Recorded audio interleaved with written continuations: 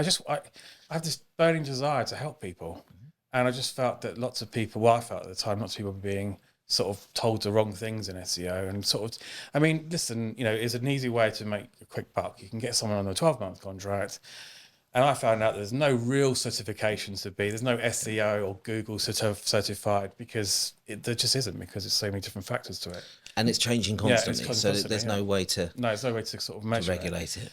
Yeah, I think I've been there. I've been doing Google. I've been doing SEO and Google and pay-per-click and the whole lot probably since when Amazon was a small company. And Google probably wasn't really around. So I've been there. I've seen the black hat stuff all the way up to... I was talking to another marketer a few days ago that I said, the first websites I created, there used to be a directory of websites, and you go to the corner shop with all the newspapers and buy the directory of websites.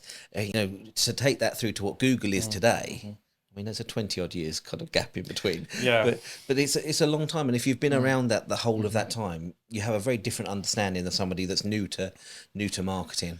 Well, I'd say, I mean, another bit more about me. I kind of we used to work in a library, and that does sound, I mean, library probably is something that not a lot of people go to these days.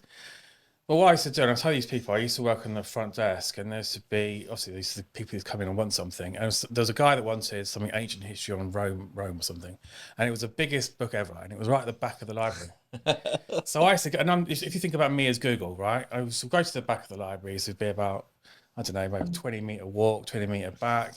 And then, so in the end, what I did, I used to put it next to my desk. And then people would come and go, oh, I didn't know you did that book. And then I said, oh, that guy that, the guy that always comes here, the professor, he actually pretends to be a professor in one of the universities near where the library was, he likes it. And then someone would say, oh, yeah, I like that. Oh, I'll read that.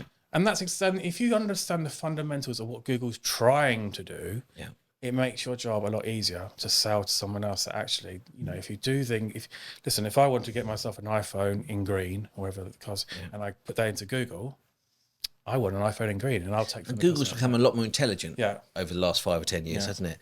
You go back to those 1990s, 2000 days of search engines. You put in plumber, Farnborough.